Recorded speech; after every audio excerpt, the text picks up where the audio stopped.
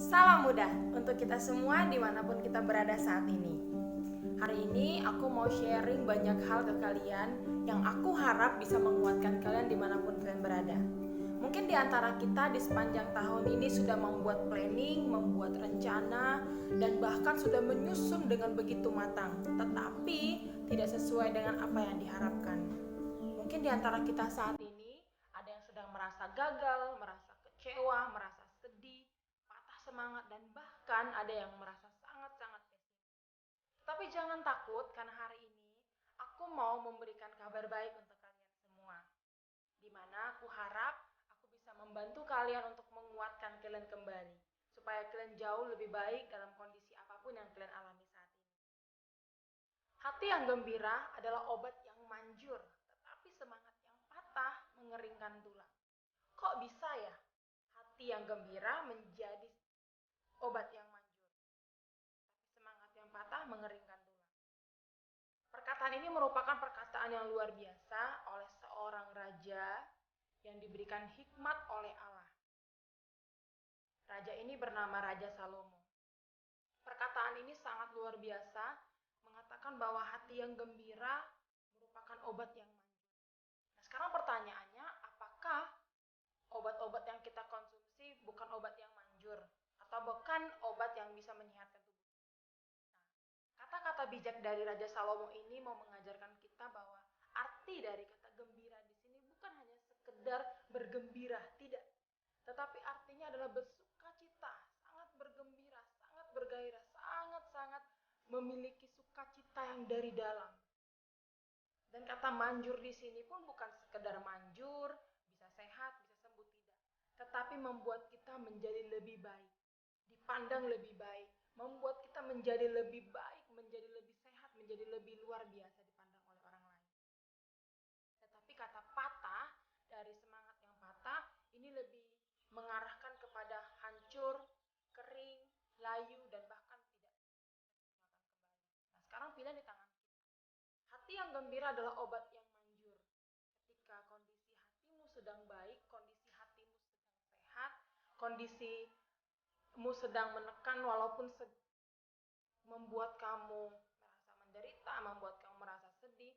Tetapi kalau kamu bisa mengontrol hati kamu untuk tetap bahagia, untuk tetap bergembira, itulah obat yang manjur yang akan membuat kamu dipandang baik.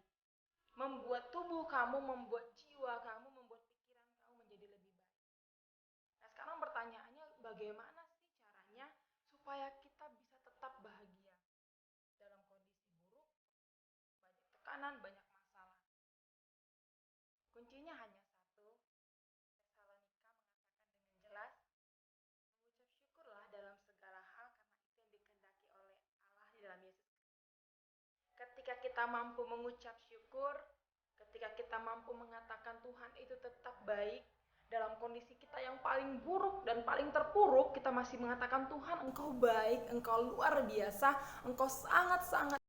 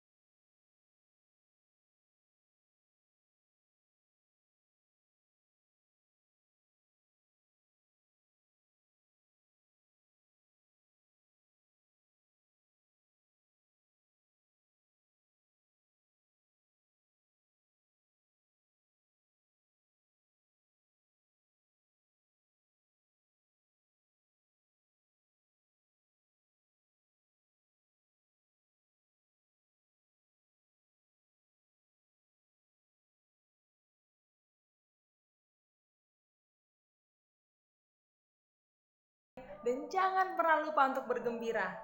Tuhan memberkati dan shalom.